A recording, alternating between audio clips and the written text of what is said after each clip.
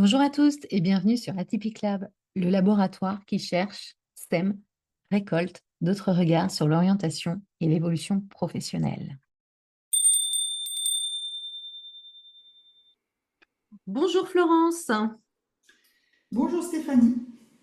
bienvenue, merci d'avoir accepté cette proposition et cette invitation de venir échanger et papoter sur Atypique Lab. Eh bien, merci à toi pour l'invitation.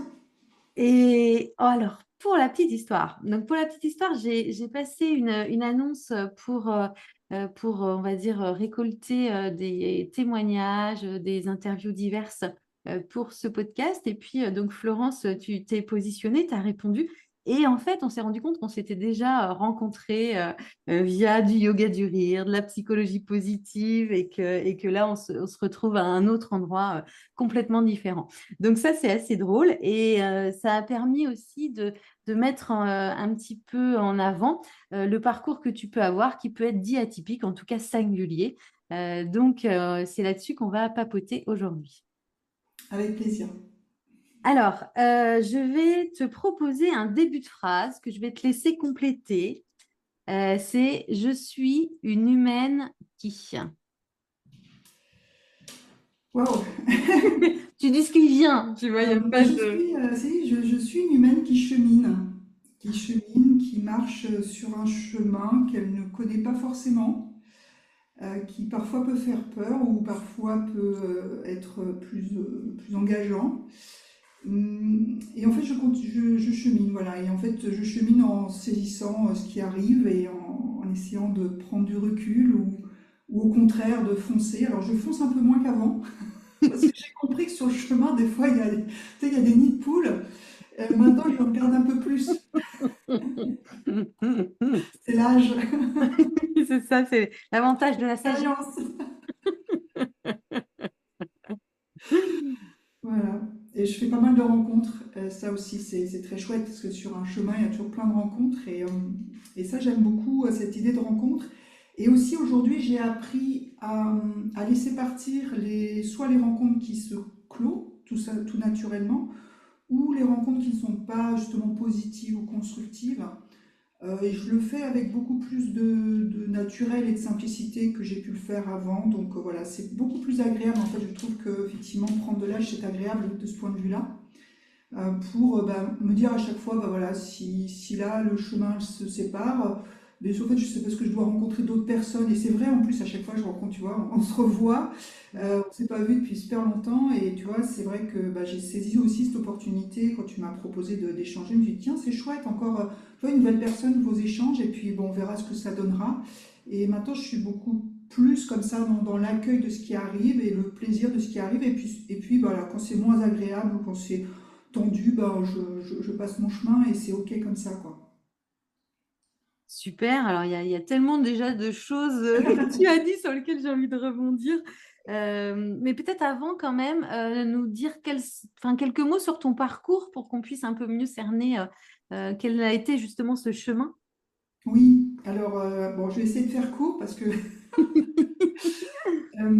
donc pour faire un petit peu le côté un peu professionnel, moi j'ai démarré dans la vie en ne voulant pas y aller, en voulant pas aller dans la vie professionnelle, donc j'ai repoussé au maximum parce que je ne voyais pas, je sais qu'à l'époque je ne voyais pas trop ce que je pouvais faire, donc j'ai fait des études. Et comme j'étais une grande sportive, en fait, j'ai trouvé l'option d'aller à la fac et comme ça, j'avais beaucoup de temps pour faire du sport. Donc, je faisais du tennis à l'époque.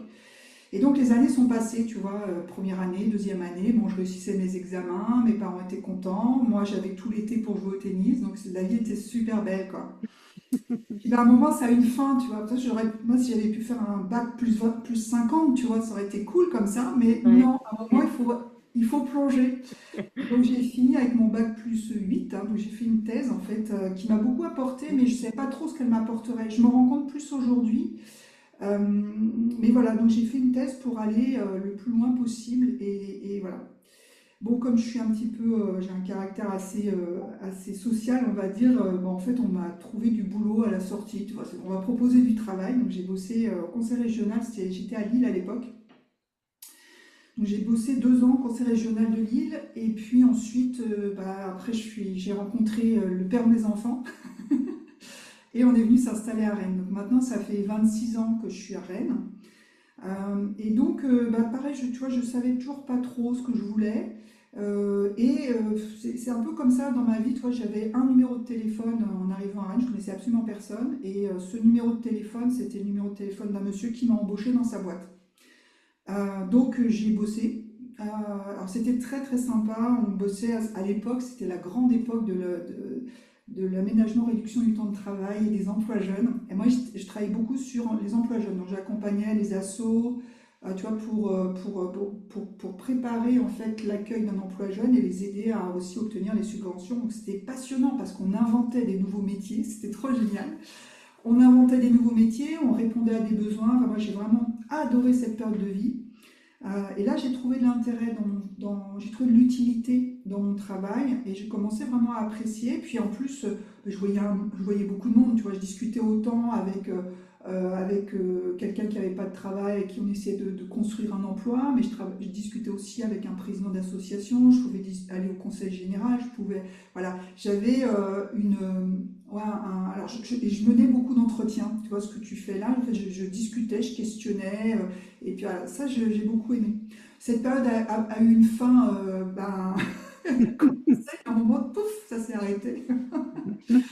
Et là, c'est vrai que re-questionnement sur ce que je voulais faire. Puis là, entre deux, j'avais quand même conçu 3 enfants. Donc ça change un peu la vie, les enfants. Parce que entre t'es consultante, tu prends ta voiture, tu vas à l'autre bout de la Bretagne pour rencontrer du monde, tu rentres à pas d'heure, tu fais des AG le soir avec les assos, etc. Quand tu as 3 enfants, c'est plus compliqué. Et puis en plus, bon, voilà, j'ai vécu une séparation un petit peu compliquée, douloureuse, comme beaucoup de séparations, je pense. Enfin, voilà. Et je me suis retrouvée à me reposer des questions. En fait, j'ai démissionné, j'ai divorcé. Tout en Et même là, je me temps. suis dit, maintenant, je fais quoi? Donc, re-questionnement dans ma vie.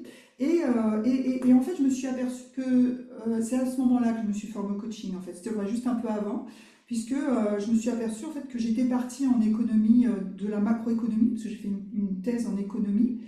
En travaillant dans le cabinet où je travaillais, j'étais un peu au milieu, tu vois, je m'intéressais à l'économie, mais plus locale. Et puis, je me suis rendu compte que j'aimais beaucoup discuter avec les humains, en fait. Que tous les entretiens que j'avais menés, comprendre des histoires de vie, discuter autant voilà, avec des personnes qui étaient un peu en bas de l'échelle sociale, et puis d'autres personnes qui avaient de la posture, voir un peu tous les jeux de pouvoir qui se jouaient, enfin tout ça. Je trouvais ça génial. Donc je me suis dit, bah tiens, le coaching, ça va bien m'aider. Donc j'ai démarré, je me suis lancée en coaching, formation en coaching. Je fais une formation de sophrologue également, donc je suis sophrologue. Et puis le yoga du rire, parce que je trouvais que ça m'amenait un peu de compléments, d'outils, etc. Et puis la psychologie positive que vraiment j'applique toujours dans ma vie, hein, qui n'est pas toujours bien comprise et connue, finalement, pas toujours bien comprise en France, mais vraiment très très utile. Donc j'ai fait tout ça, puis j'ai même lancé une maison du bien-être à Rennes.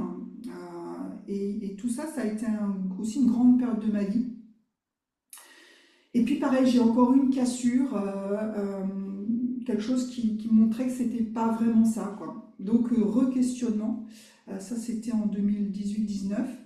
Et moi je me passionnais toujours pour le digital. Je ne sais pas pourquoi, j'adore le digital, j'adore être sur Internet, moi-même j'adorais faire mon site web, j'adorais, tu vois, tout ça.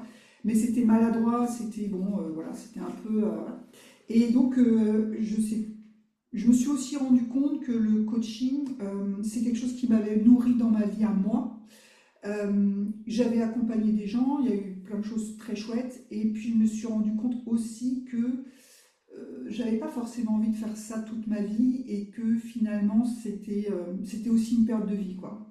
Et donc, comme ça, je ne sais plus à quel moment j'ai pris conscience, je me suis dit, bon voilà, arrivé juste avant 50 ans, je me suis dit, si tu veux faire une reconversion, c'est maintenant.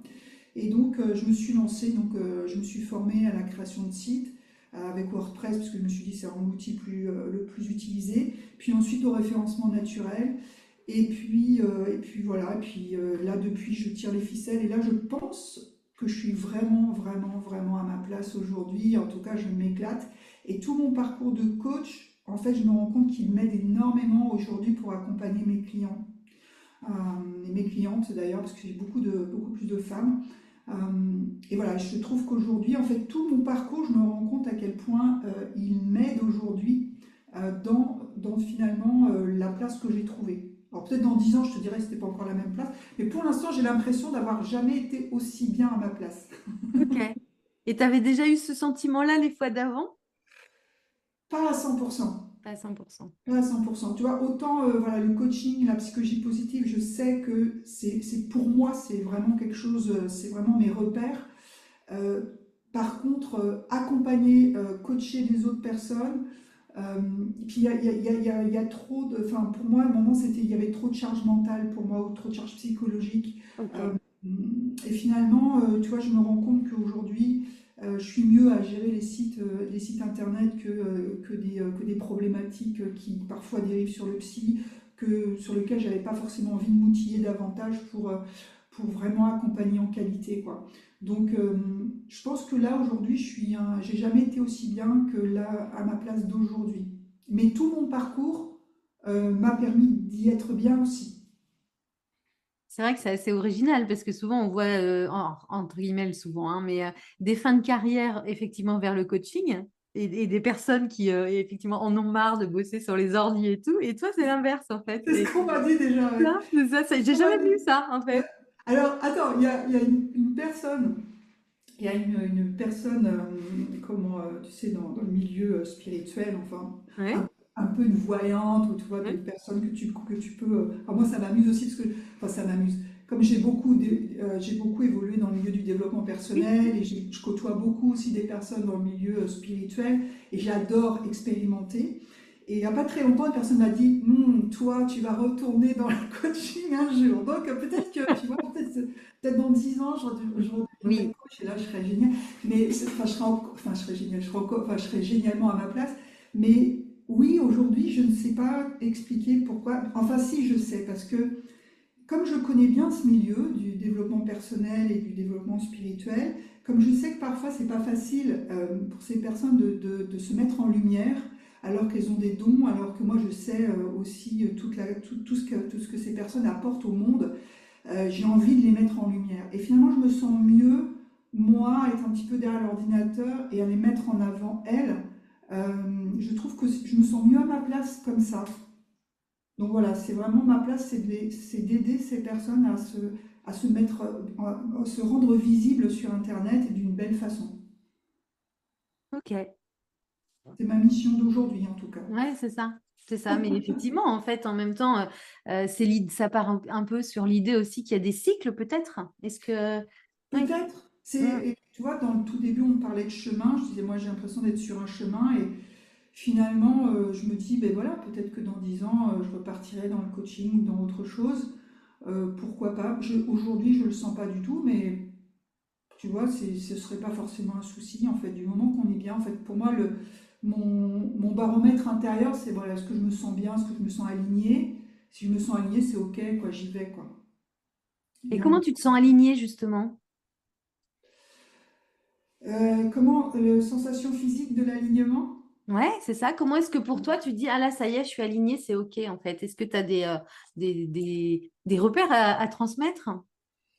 Euh, Ben, c'est difficile. Enfin, je pense que là, au fond de moi, j'ai une confiance. Tu vois, je ressens un niveau de confiance en moi que j'avais pas ressenti avant. Tu vois, j'ai toujours des doutes. Alors, j'ai toujours des doutes, hein, ça fait partie aussi de mon caractère et c'est ça qui me fait avancer. Et le doute, je pense, est un outil très puissant pour progresser.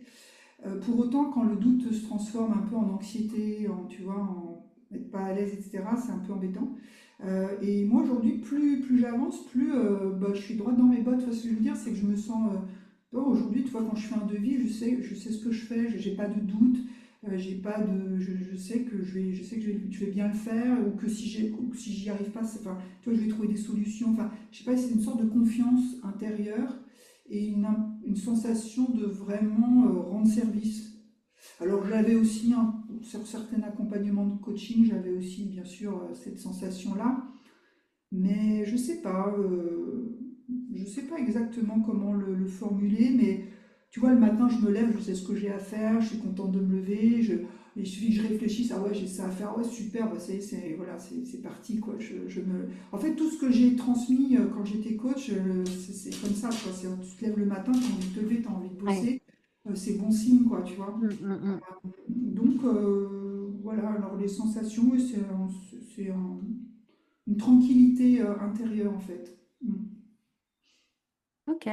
Et au tout début, tu as parlé de la peur aussi, de la peur, de l'engagement. Il y avait ces notions-là qui sont arrivées sur le chemin, justement. C'est pour Ouais. ça que je ne voulais pas travailler. Parce que quand tu es étudiant, bah, tu découvres, tu apprends tout le temps. Moi, tu vois, dans les forces de caractère, l'apprentissage, c'est un truc vachement puissant, tu vois. Et moi, j'adore apprendre. Donc, c'est pour ça d'ailleurs qu'aujourd'hui, même si, tu vois, je fais de la création de sites web, mais je fais pas que ça. Ça, je le mets en avant parce qu'à un moment, effectivement, il faut dire ce qu'on fait, les gens, enfin, il faut simplifier un peu le message. Mais pour autant, si on regarde ma journée, eh bien, elle est beaucoup plus variée que ça parce que moi, j'ai un besoin énorme. C'est pour ça d'ailleurs que je suis indépendante et que enfin, je pense que j'aurais beaucoup de mal à retourner salarié. D'ailleurs, il n'y a pas très très longtemps, j'avais postulé pour un emploi qui me plaisait bien. Et en fait, quand je suis passée au rendez-vous avec la RH, la personne a conclu, elle m'a dit non, mais on ne va pas vous prendre parce qu'en fait, vous feriez l'affaire, mais vous allez vous ennuyer Oui, parce que vous allez faire tous les jours la même chose avec des consignes qui viennent d'en haut. Et au final, on sait que vous allez tenir 6 mois, donc ça sert à rien qu'on vous embauche. oui, oui, Elle avait oui. raison. Mm. Et elle m'a donné une super leçon. Je me suis dit, bon, ok, c'est bon, je serai indépendante jusqu'à la fin de mes jours, je suis Ouais. freelance, point barre, tu vois. Oui, oui. Donc, c'est peut-être ça, cette peur de l'engagement, c'est que j'ai peur de m'ennuyer. Alors ça, alors je sais que quand j'étais adolescente, je m'étais promis de ne jamais m'ennuyer dans ma vie parce que je trouvais que les journées étaient trop longues. Maintenant, elles sont trop courtes. Mais à un moment, tu vois, justement, quand je savais pas trop quoi faire, j'allais à l'école, je m'ennuyais à l'école. Bon, heureusement, il y avait le sport, mais tu vois, je pense que j'ai besoin d'une variété pour toujours garder ma curiosité satisfaite. Et j'aime bien d'avoir des surprises. J'aime bien, voilà, qu'il se passe des choses différentes, surprenantes. Là, je me suis réinscrite à une formation, tu vois. Et je suis super contente parce qu'en plus, les formateurs, c'est des jeunes. Et je me dis, waouh, ils vont m'apprendre plein de trucs, tu vois. Donc voilà, cette peur de l'engagement, c'est pas peur de m'engager parce que quand je valide un contrat ou quand je Mm. suis soit en engagement professionnel, amical ou amoureux, quand ça a pu l'être, je suis quelqu'un d'engagé. Mais j'ai besoin voilà, d'une variété, de nourrir ma curiosité, d'apprendre. Et je trouve que la vie est tellement. Là, plus la vie avance, plus je me dis la vache, c'est super court en fait, et je pourrais jamais tout voir. Donc, tu vois, c'est un peu Oui. pas trop que Cette j'y pense. frustration. C'est pour ça que je me dis, bon, non, mais attends, tu vas te réincarner, toi. Je suis en train de Oui, nourrir le truc de la c'est réincarnation. ça. Je sais pas si j'y crois ou pas, mais ça me fait du bien parce que je me Oui. dis, comme ça, au moins, tu vois, je pourrais voir encore plus tard. C'est un peu idiot, mais bon, c'est comme ça. Oui, non, mais je partage aussi. J'adore cette idée d'avoir plusieurs vies. Moi, elle me va très bien. Voilà, c'est ça. Donc, au cas où, je m'en fais plusieurs en une vie. Tu vois, Ouais, quand même, tu sécurises, quoi. Ouais. c'est que ça. C'est ça. Ouais, ouais, ouais. Ok. Tu as dit aussi que tu saisis aussi les opportunités. Alors, comment est-ce que tu vas reconnaître une opportunité une opportunité qui va être constructive, qui va être, je dirais, fructueuse pour toi, d'une qui va pas l'être et qui est peut-être un nid de poule, comme tu as pu aussi l'évoquer. Alors ça, c'est vrai que je m'en suis pris des nids de poules et je pense qu'on ne peut pas les empêcher. Je pense que sinon, si on a trop peur des nids de poules, on ne fait rien parce que finalement, voilà, si on pense au risque, bah, en fait, on n'avance pas. Donc de toute façon, il faut accepter. Ce qui est différent maintenant, c'est que je m'en aperçois plus vite et que j'ai appris à dire non. Ça, c'est un truc nouveau. Enfin, pas très nouveau, mais c'est un truc qui est plus clair chez moi aujourd'hui, de dire ok, non, non, non, non, ça, je le sens pas, je le dis plus tôt qu'avant. Euh, mais par contre, oui, j'aime bien. Bah, tu vois, par exemple, aujourd'hui, en plus de mon activité perso, je travaille pour un professionnel du référencement naturel et du blogging qui s'appelle Maximilien Labadie, qui est. Alors, ce gars-là, c'est incroyable. Il y a quelques années, j'ai suivi une formation chez lui. Et puis, je suivais sa newsletter. Et puis, j'adore ce gars, j'adore sa personnalité, tu vois, et son flegme, il me renvoie de la confiance, tu vois, c'est vraiment quelqu'un, puis très gentil, vraiment quelqu'un puis qui a une bonne réputation à ce niveau-là. Enfin, voilà, très, s'il m'entend, il va se dire, oh là là, qu'est-ce qu'elle raconte. Et, euh, et un jour, tu vois, dans sa newsletter, il dit, ben voilà, je recrute. Et j'ai besoin, donc, et tu vois, là, j'ai pas réfléchi longtemps, je me suis dit, de toute façon, qu'est-ce que je risque? Il peut me dire non, et c'est pas grave, parce que ma vie n'est, de toute façon, j'avais pas prévu. Euh, donc j'ai répondu, j'ai dit écoute, voilà, moi ça m'intéresse de bosser pour toi. Et il m'a répondu, bah écoute, moi ça m'intéresse que tu bosses pour moi. Et ça fait un peu plus de 2 ans maintenant, donc j'ai une partie de mon activité hein, en sous-traitance pour lui. Et j'avoue que j'ai énormément appris avec lui, avec son équipe aussi, parce que c'est vraiment. Alors là, je suis dans un milieu enfin, très masculin, je crois, mais plutôt des hommes beaucoup plus jeunes que moi, tu vois, 35, 40 ans, ils ont une mentalité qui est un petit peu différente, tu vois. Et, et c'est très sympa. Et je me dis, là, je suis contente, tu vois, et c'était un truc que j'avais absolument pas prévu, et c'est super. Alors, comment je l'ai senti? J'ai senti, bah, de toute façon, je connais un petit peu le personnage et je savais que ça pouvait pas mal se passer. Enfin, voilà. Donc j'y allais sans risque et puis au final, c'est ça, quoi. Il y a vraiment aucun risque. Voilà. Après, oui, des fois, mais bon, voilà, comment je sens, bah, maintenant je sens un peu plus, tu vois, je ressens un peu plus si je peux faire confiance ou s'il y a du danger ou s'il y a un risque. Et puis bah, petit à petit, j'évalue. Et je prends du recul aussi beaucoup. Moi, j'aime beaucoup bah, sortir, aller prendre l'air, marcher. Et c'est des moments aussi où bah, je repose un peu les choses, parce que sinon j'ai toujours le nez dans le guidon. Là, prendre du recul. Et puis pareil, tu vois, après mes habitudes de coach font que là, l'été va arriver. L'été, je vais faire le bilan de mon année. À la fin d'année aussi, décembre, janvier, je fais un bilan de mon année. Et je me dis, bah, ça je garde pas. Et après, alors j'aime bien, j'ai un tableau comme ça, alors ça c'est plus pro. J'ai un tableau et j'ai marqué des choses, tu vois, ça j'arrête, puis après j'ai marqué, j'ai bien fait d'arrêter, tu vois, parce que je refais 6 mois après, je regarde, je fais ouais, ouais, t'as bien fait. Et c'est génial comme outil parce que des fois je regarde, tu sais, quand j'ose plus, quand j'ose pas arrêter quelque chose, je regarde un an avant mon tableau et j'avais déjà arrêté des choses. Oui. Et après je marque, j'ai bien fait d'arrêter, c'est-à-dire que oui, ça m'a libéré du temps, de l'énergie, et au final j'ai fait d'autres rencontres qui ont nourri encore plus ma vie. Donc voilà. Puis bah, au niveau perso, j'aime bien, tu vois, bon, cet été, je sais que je n'ai rien de prévu. Mais je sais que mon été va être méga rempli. D'ailleurs, il y a déjà eu tu vois, des opportunités, donc des amis qui m'ont dit tiens, on va aller passer une journée ensemble, etc. Et j'adore ce côté voilà, un petit peu imprévu. Et puis voilà quoi. Pareil, j'ai fait un voyage au Maroc qui m'a aussi énormément. Mais ça, c'est pareil, c'est une opportunité. Tu vois, je travaillais sur le tunnel de Mende pour une cliente. Et c'était un séjour au Maroc en développement personnel et au Maroc à Essaouira. Je suis jamais allée au Maroc, je suis jamais allée là-bas. Et je faisais le truc, tu sais, puis je me dis, mais c'est génial ce truc. Donc je regarde les dates, tu vois, je dis, ah mais zut, et en plus je suis dispo. Donc je lui envoie un message, je lui dis, mais je peux venir en fait. Elle fait, bah ouais. Et j'ai passé un séjour mais extraordinaire. Je me suis fait plein de copines parce que je connaissais personne. Je suis repartie, tu vois, une semaine au bord de la mer en tente, à randonner, faire des exercices de développement personnel.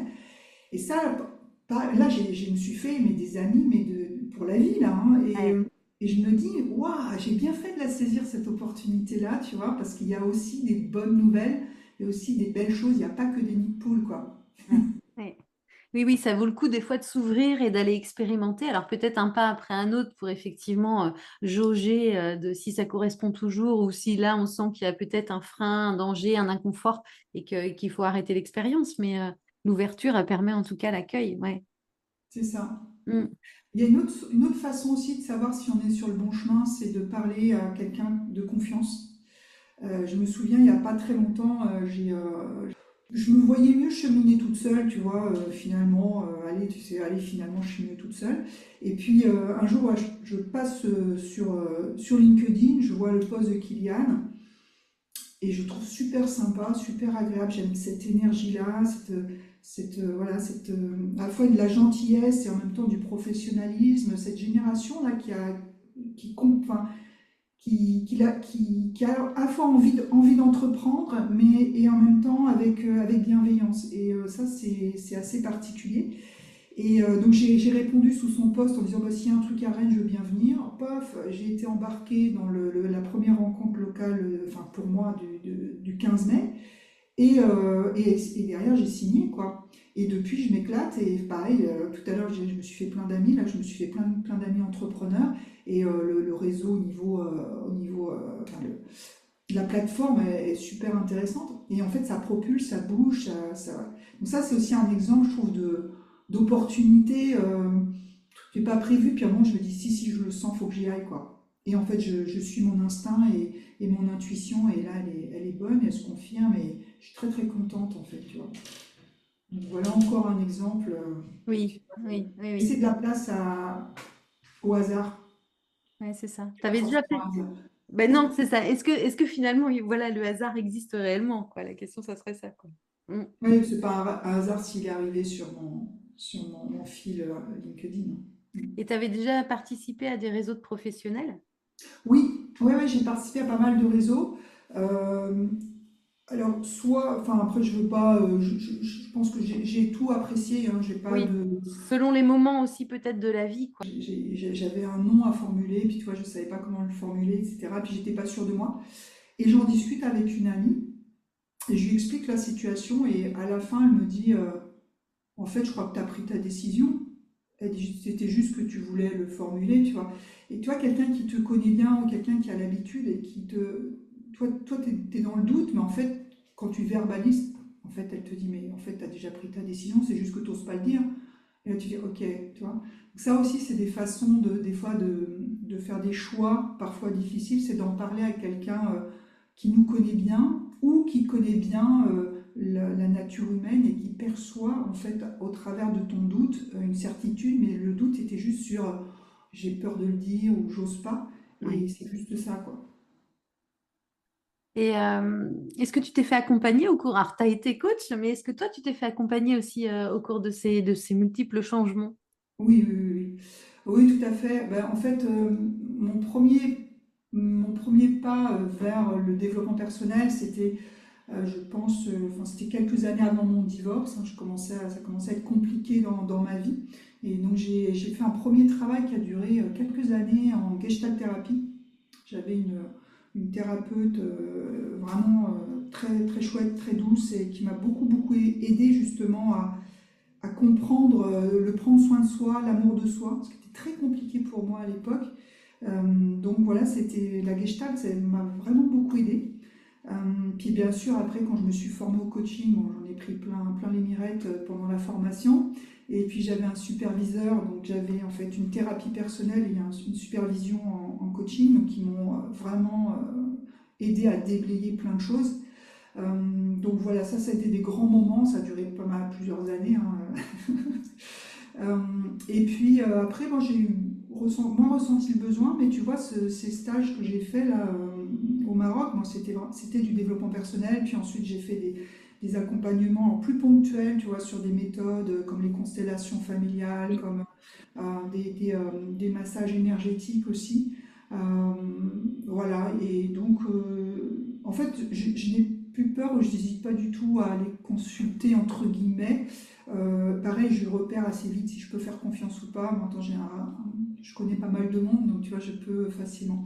Donc oui, c'est quelque chose que je fais assez facilement dès que j'ai besoin. Et voilà, ça fait partie, je pense, c'est très important de travailler sur soi, ça amène beaucoup de recul et on progresse beaucoup. Et des fois, on a peur d'y aller, mais en fait, au contraire, derrière, il y a un gros cadeau et c'est vraiment très très chouette.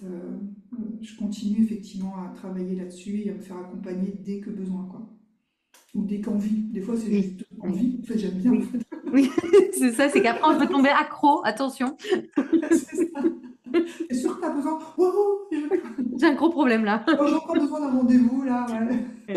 Et en fait, des fois, c'est aussi juste poser, déposer, comme un peu tu l'as évoqué. Ça pourrait être avec des amis, mais bon, les amis sont pas toujours là pour ce genre de dépôt non plus, mais avec un spécialiste, en tout cas, un C'est thérapeute. ça. Les amis, ils peuvent prendre jusqu'à un C'est certain ça. haut degré.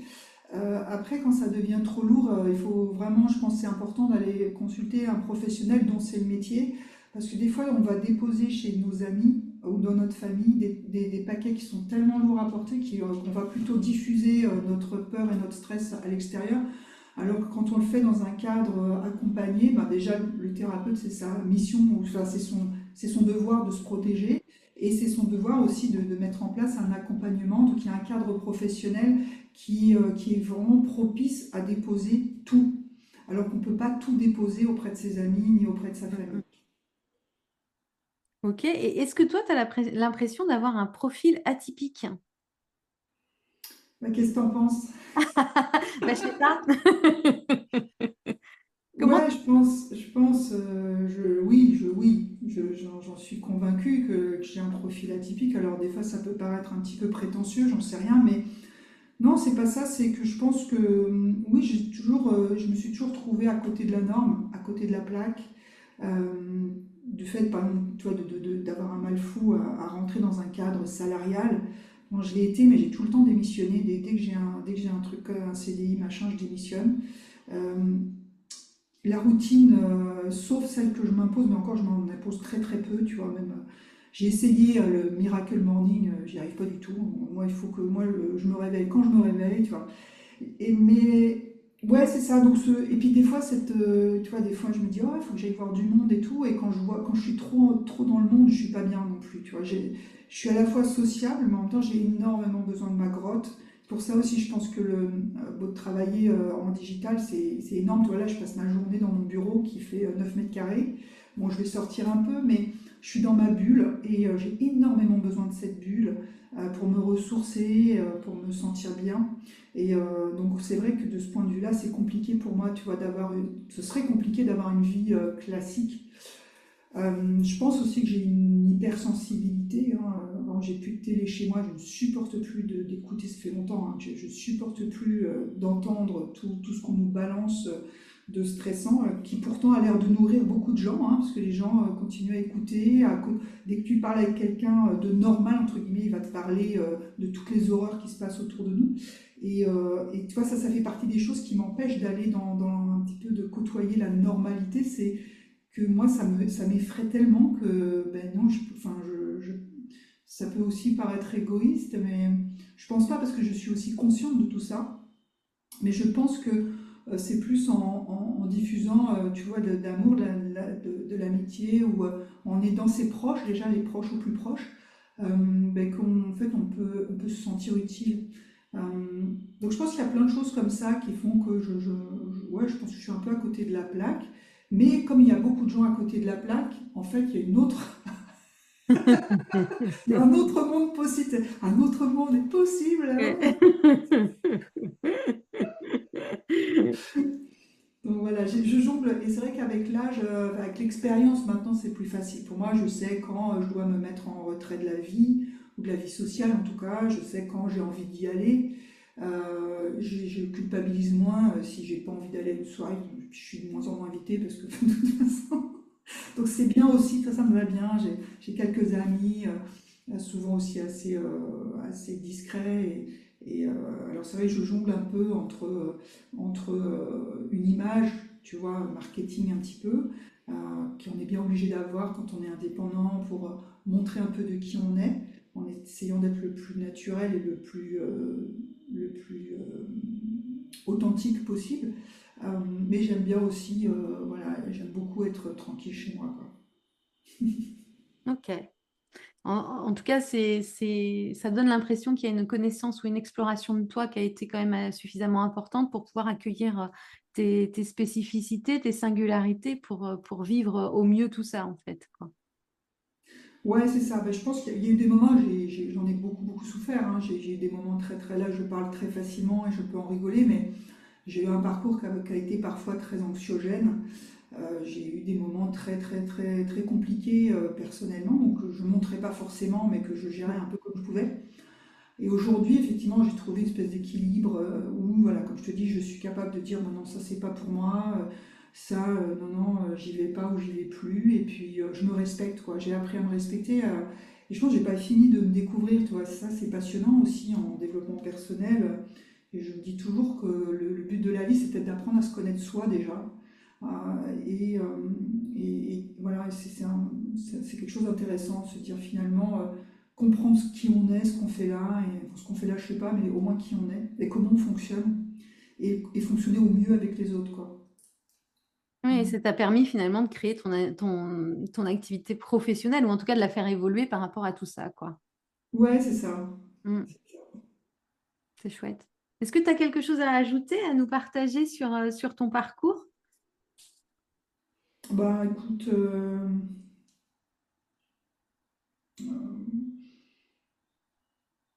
je sais pas plus que ça, tu vois. Ok. Non, c'est vrai que si peut-être en lien avec ce côté un petit peu qu'on voit pas forcément, parce que je peux partager aussi facilement sur les réseaux, mais moi ce que j'aime le mieux, tu vois, dans ce que je fais, c'est le référencement naturel. Plus que me projeter sur les réseaux sociaux, même si je le fais un petit peu. Et je pense que c'est voilà, c'est aussi quelque chose, tu vois, de, de comment, j'allais dire de réconfortant ou de reposant, tu vois, de travailler, de voir que ça va émerger, mais ça émerge en douceur et en fond, quoi. Et voilà, donc ça, c'est un truc que j'aime beaucoup, quoi. Et alors, où est-ce qu'on peut te retrouver justement? Eh ben écoute, c'est simple, j'ai un site internet qui s'appelle Marketing Digital Facile. Donc tu tapes Marketing Digital Facile ou tu tapes Florence Delaune, tu tombes assez bien sur moi parce que c'est assez travaillé pour le référencement. Puis bah, sur LinkedIn ou sur Facebook, je suis aussi assez présente, donc je suis assez facilement retrouvable. Ok, et ben en tout cas, merci pour tout ce partage et tout ce que tu as pu nous livrer sur ton parcours, Florence. Et puis, donc, j'espère que ce sera pour vous tous inspirant. Et puis, je te dis eh ben, au plaisir de te recroiser sur le chemin ici ou là. Bah oui, avec plaisir, ouais, c'était vraiment très sympa. Puis ouais, mais voilà, je trouve que c'est rigolo parce qu'on est parti d'un point, on est arrivé à un autre. Voilà, Oui, on a parcouru un petit bout de chemin, c'était très oui, sympa. Merci à c'est toi. ça. Merci Florence, à bientôt. À bientôt.